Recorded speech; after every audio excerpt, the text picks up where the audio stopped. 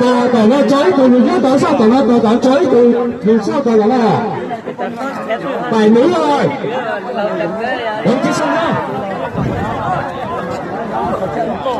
chỉ để chú nó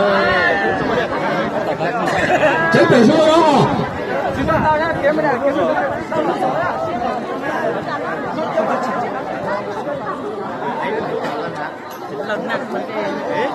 theo nhà dân rồi một tí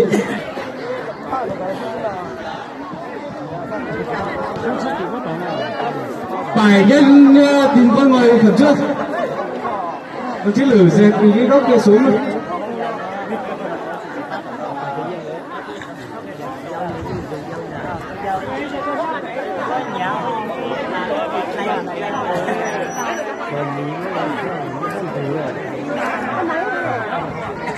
đề nghị góc này các chí ngồi hết lên trên khán đài đây không xuống đây đâu ô tổ sát giá hôm rồi phải có tham gia không ơi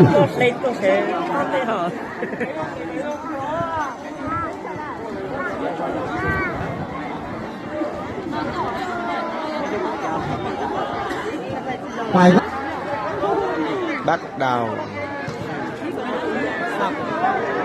phải thì cứ kéo cả cùng nhà dân một tí rồi nhà dân một tí rồi phải nhà dân rồi cho vừa tỏ nó cho mình như vừa rồi không phải đâu đâu cái này xong chưa chuẩn bị nghe như này nhá hai bên không là sò vào dây đỏ nhá sò dây đỏ loại luôn chuẩn bị nhá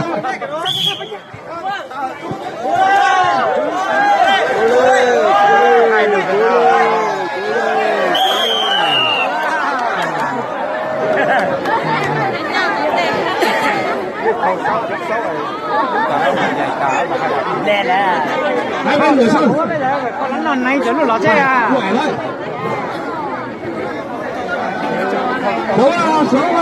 số 6 rồi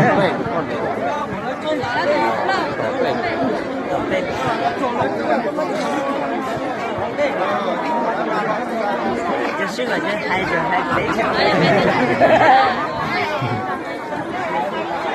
ý giải cho cháu chuyện đến đây à điểm cây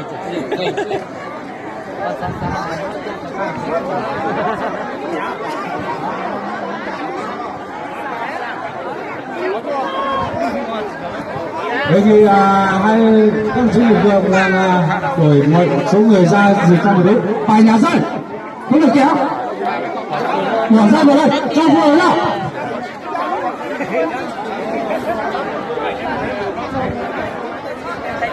có cái đấy chính phải ra hết rồi thao được chưa phải được chưa hai bên nghe đầu này nhá đó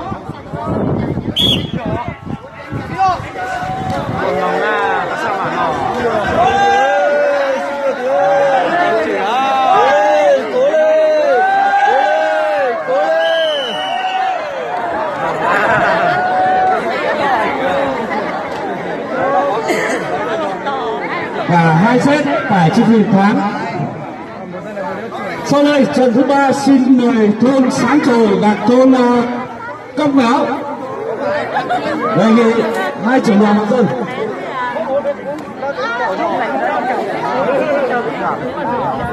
đề nghị hai đồng chí trưởng đoàn của Trương Bảo Sơn đưa đã hết một trận nha.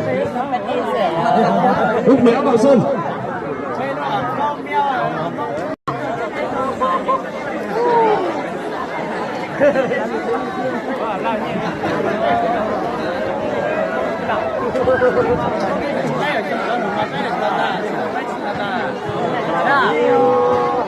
đề nghị thôn bên tay trái của tôi đồng chí Lử dẹp ngay số người cứng vườn dây gác ra hai bên cách dây khỏi 2 mét. Cái đằng trước này ngồi xuống dưới đằng sau. Dạo mày đấy cho nhớ để con dạo á. Xin mời các áo vào ra đây. Mình là giàu đó.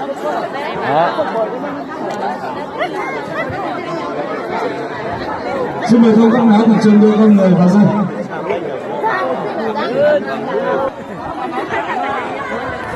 Đây là chờ cái ốp đứng Ốp vào chuẩn bị không? Chuẩn bị luôn đó.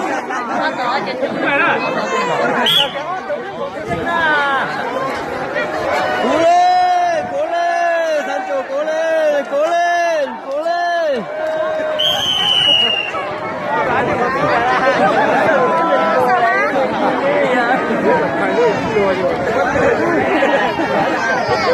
Hai bên đổi sân.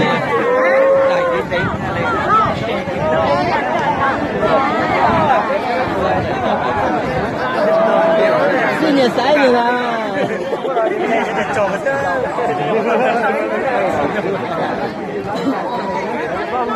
Bây giờ nhất là tổng Xin mời hai bên đổi sân. mà đây là sai ó đuổi hay là ó đuổi cũng muốn chạy rồi.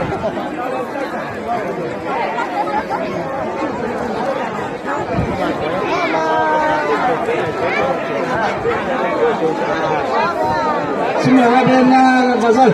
Lấy cho tôi chín một giò, bây giờ là chó, tức là chó lá một giò. Con béo chuẩn bị đây. Vào sân đây. Con béo nhả rơi. Nhả một tí. Nhả rơi, cho vơi vào đó. Rồi. Chuẩn bị, hai bên chuẩn bị nhá. Chuẩn bị này. Cố lên, cố lên.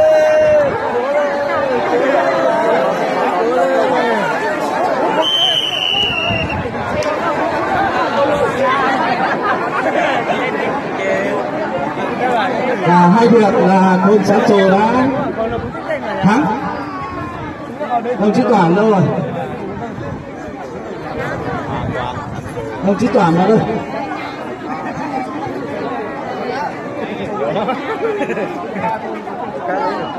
Sau đây còn ba thôn La Quang, thôn Pải, thôn Sancho sẽ đấu vòng tròn. Đây là cái chuyện thành chỗ là chơi sống đấy. Xin mời thôn Không cá nào. Pải và La Quang trước. Xin mời hai đội vào sân. La Quang rồi vào sân rồi. Đề nghị La Quang trả sân rồi đấy. Phải chuẩn bị rồi.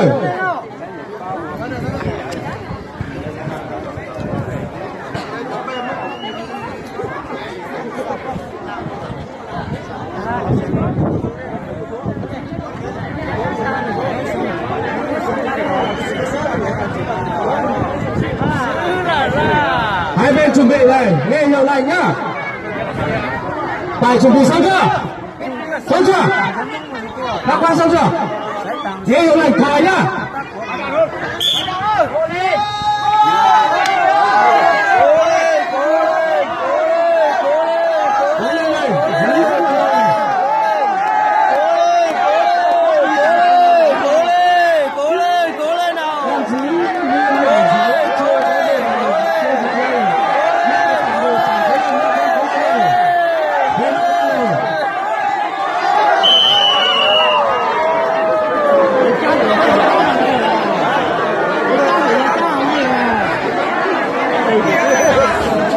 Đề nghị hai bên đổi sân.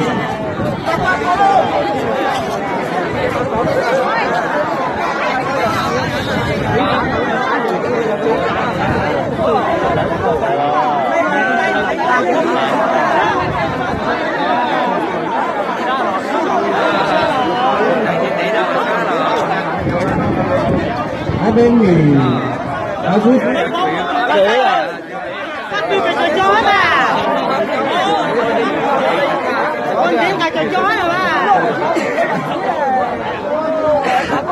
Không, nghĩa là đủ người, nghĩa là đủ người, không có danh sách, nghĩa là đủ người. Nghĩa là đủ người gì? Không có danh sách. Bởi vì tôi đã bảo là các ông không lập danh sách cho tôi từ đầu.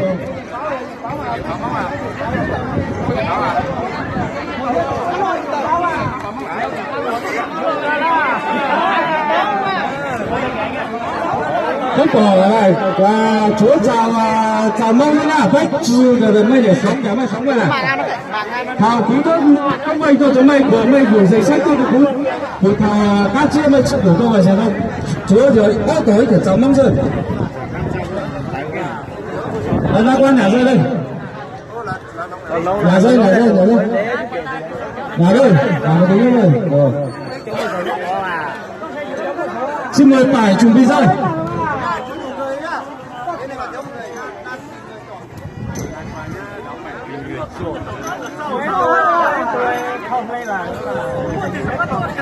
Quét tôi không cua là chị mà cái không là gì hả liều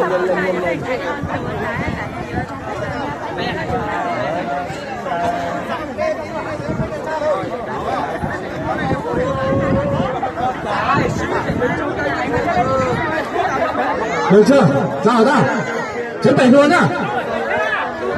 Các con chuẩn bị nhá. Rồi ra. Đâu. Nó. Ghế ở đây rồi.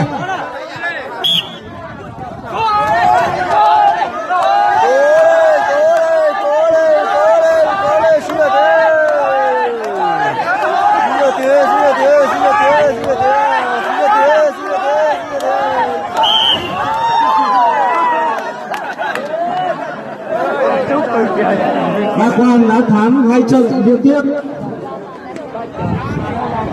Xin mời hai đội nghỉ một lúc, rồi sẽ có một đội sẽ gạt thôn Sán Trổ.